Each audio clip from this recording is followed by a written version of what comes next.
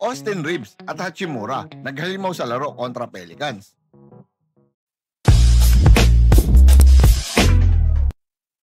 Yo, what's up mga idolo? Welcome back sa ating channel.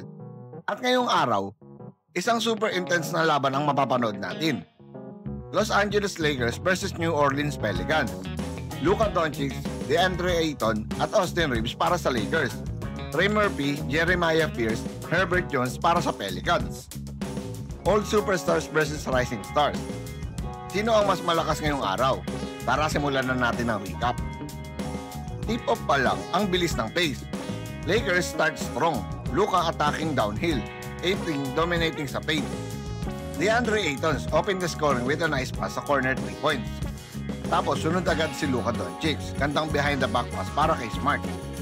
Pero Pelicans hindi nagpatalo, Trey driving hard to the rim. Bangga sa right side sabay floater. Alvarado sobrang bilis, naiwan ng lahat sabay gandang pasa sa kakampi para sa alley-oop. Sa dulo ng quarter, nag-init si Trey Murphy, back-to-back threes, crowd going crazy. End of first quarter, Lakers 35, Pelicans 25. Second quarter, Pelicans bench gumana, gandang 3 para simulan ng second quarter. Bang! At Jose Alvarado sobrang bilis, hindi na naabutan ng layup. Classic Grand Theft Alvarado moment. Pero Lakers respond with size. Luka gandang alley-oop pa sa ilalim kay Larabia, European connection. Luka controlling the tempo. Nagdi-distribute ng bola. Gandang look sa ilalim. Pelicans nakahabol dahil kay Pierce.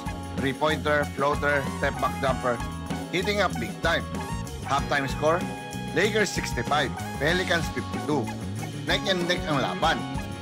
Pagpasok ng third, nag-shift ang tempo. Naging physical, naging intense. Jones opened the quarter with the pull-up jumper. Pero so Reeves redeems himself with a 3-point finish. Ang bilis ng guards ng Lakers. Then Jeremiah Pierce, gandang turnaround jumper. Grabe pa rin ang hops kahit mag-isang binubuhat ang Pelicans. Lakers, keep up. Luka starts cooking. Fadeaway jumper, iso plays at smooth 3-pointer. Pero bago matapos ang quarter, Pelicans go on a small run. Gandang chemistry ng Pelicans. Crowds erupt. End of third quarter, Lakers 95, Pelicans 77. Fourth quarter na, Pelicans strike first. Quinn, bully drive, basket. And Alvarado, deep 3, swish. Pelicans down by only 10 points. Lakers respond. Reeves hits a top jumper kontra kay Alvarado. 3 minutes na lang, Lakers up by 12 points. Murphy, nagmamadali kontra Doncic. Pero Lakers hindi bumitaw. Reeves hit a mid-range bang. Lakers up by 11 with 2 minutes in a quarter. Luka Doncic, he's a turnaround jumper. Basket, napaka-smooth. Final 90 seconds, Lakers up by 16 points.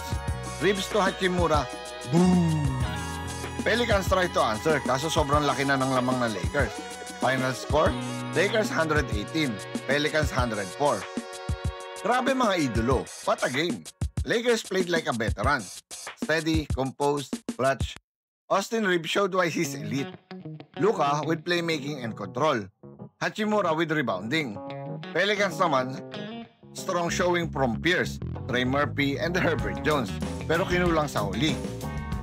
Kung nag-enjoy ka sa recap na to, mag-like, mag-subscribe at mag-comment kung sino ang MVP mo ngayong laban. See you again sa next NBA Showdown. Once again, this is your Spotlight on Sports. Maraming salamat mga sports.